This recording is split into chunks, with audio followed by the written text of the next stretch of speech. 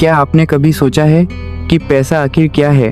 हम सब इसे कमाने के पीछे दौड़ते हैं, इसे पाने के लिए दिन रात मेहनत करते हैं, लेकिन जब बात इसे समझने की आती है तो ज़्यादातर लोग असफल हो जाते हैं। पैसा सिर्फ नोट या सिक्के नहीं है, ये हमारी सोच, हमारी भावनाओं, हमारे डर और हमारी इच्छाओं का आईना है। मॉर्गन हाउसल की मशहूर किताब द साइकोलॉजी ऑफ मनी हमें यह सिखाती है कि पैसा केवल गणित का खेल नहीं बल्कि व्यवहार का खेल है, और अगर हम इसे समझ लें तो हमारी पूरी ज़िंदगी बदल सकती है। आइए इस किताब के हर महत्वपूर्ण सबक को गहराई से समझें और जानें कि पैसे के साथ हमारा रिश्ता कैसा होना चाहिए। सबसे पहला सबक है, पैसा तर्क से नहीं, भावनाओं से चलता है। दो लोग बिल्कुल एक जैसी परिस्थिति में भी अलग फैसले लेते हैं। मान लीजिए एक व्यक्ति ने 2008 का आर्थिक संकट देखा है। उसने शेयर बाजार में अपनी सारी बचत खो दी थी। अब वह हमेशा डरकर निवेश करेगा, बहुत कम रिस्क लेगा।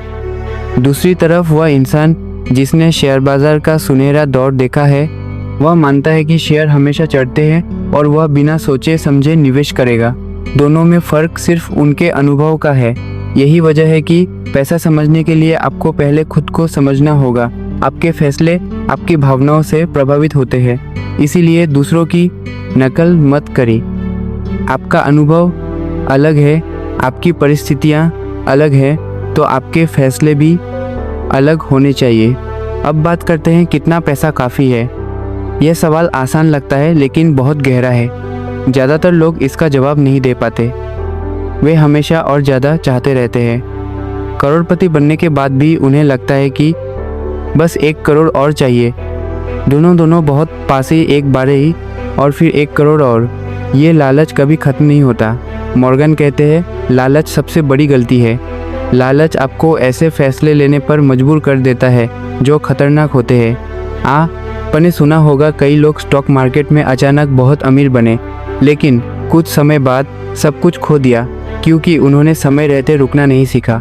असली समझदारी यह है कि आप खुद से पूछें, मेरे लिए कितना पर्याप्त है? जब आपको इसका जवाब मिल जाएगा, आप शांत हो जाएंगे। उदाहरण के लिए, अगर आपको हर महीने अपनी ज़रूरतें पूरी करने के लिए 50 रुपये चाहिए और आप 1 लाख रुपये कमा रहे हैं, तो बाकी पैसे से निवेश कीजिए और शांति से जीवन जिए। हमेशा और ज़्यादा के पीछे भागने से जीवन में शांति नहीं बल्कि तनाव बढ़ता है।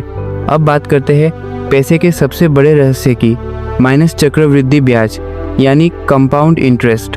यह इतना शक्तिशाली है कि इसे समझने वाला ही लंबे समय में अमीर बनता है। वॉरेन बफेट का उदाहरण लीजिए। उन्होंने 11 साल की उम्र में निवेश शुरू किया और 60 साल से ज़्यादा समय तक अपने पैसे को बढ़ने दिया। उनकी 99% संपत्ति 50 साल की उम्र के बाद बनी। क्यों? क्योंकि उनके पैसे ने पैसे बनाए और फिर उन पैसों ने और पैसा बनाया।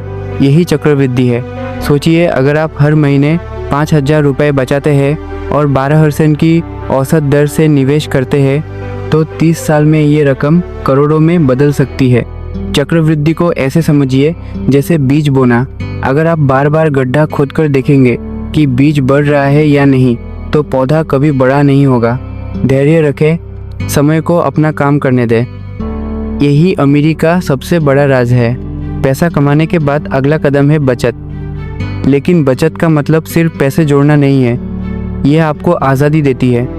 कल्पना कीजिए कि आप एक नौकरी में फंसे हुए हैं जो आपको पसंद नहीं, लेकिन आपके पास अगर 1-2 साल का खर्च बचा हुआ है, तो आप वह नौकरी छोड़ सकते हैं और कुछ नया करने का रिस्क ले सकते हैं। यही है बचत की असली ताकत। ये आपको विकल्प देती है।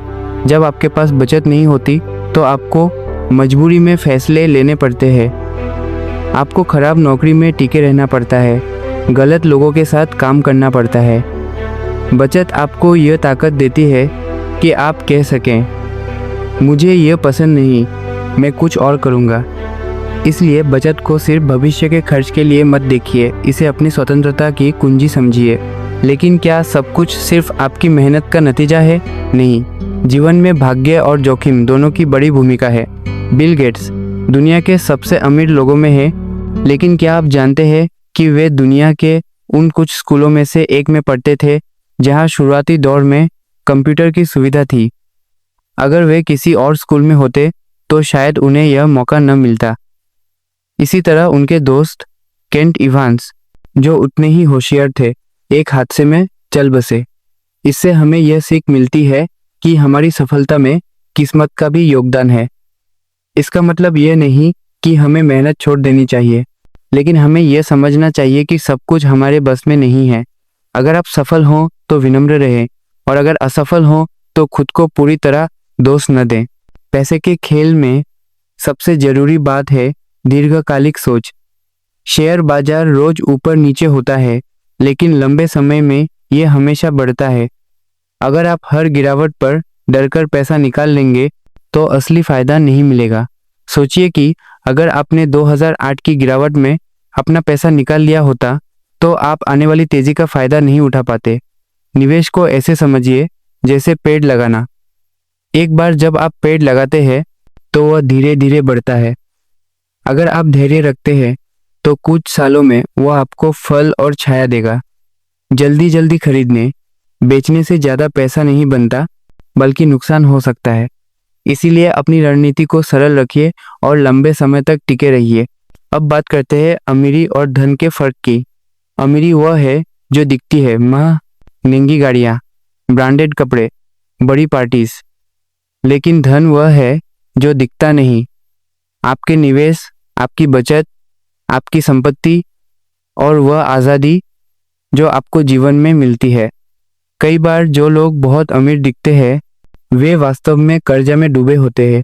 इसीलिए दूसरों को देखकर खुद की तुलना मत कीजिए। अगर आपके पास पर्याप्त निवेश है, बचत है और आप बिना तनाव के जीवन जी रहे हैं तो आप वास्तव में अमीर हैं। अंत में बात करते हैं माइनस पैसा और खुशी के रिश्ते की। पैसा आपको खुश कर सकता है, लेकिन सिर्फ एक सीमा तक। जब तक आपकी बुनियादी ज़रूरतें पूरी नहीं होती, पैसा बहुत मायने रखता है, लेकिन उसके बाद अतिरिक्त पैसा उतनी खुशी नहीं देता। उदाहरण के लिए, अगर आपके पास खाने के लिए अच्छा भोजन, रहने के लिए घर और आरामदायक जीवन है, तो इसके बाद करोड़ों रुपए होने से आपकी रोज़ की खुशी बहुत ज़्यादा नहीं बढ़ेगी। असली खुशी आती है जब आप अपने जीवन पर नियंत्रण में हो। पैसा आराम खरीद सकता है, लेकिन मन की शांति नहीं। शांति तब आती है जब आप खुद के फैसले खुद ले पाते हैं, जब आप अपनी ज़िंदगी अपने हिसाब से जी सकते हैं। दोस्तों, यही है द साइकोलॉजी ऑफ मनी का असली संदेश। पैसा केवल एक साधन है, इसे समझदारी से संभालें, धैर्य रखें और फैसले अपनी परिस्थिति के अनुसार लें। असली जीत तब है जब पैसा आपको तनाव न दे, बल्कि आपकी ज़िंदगी को बेहतर बनाए। अगर आपको यह ऑडियो बुक पसंद आई हो तो इसे लाइक करें, चैनल को सब्सक्राइब करें और अपने दोस्तों के साथ शेयर करें, ताकि और लोग भी पैसे को एक नए नज़रिए से देख सकें। अपने विचार हमें कमेंट में ज़रूर बताइए, हमें सुनकर खुशी होगी।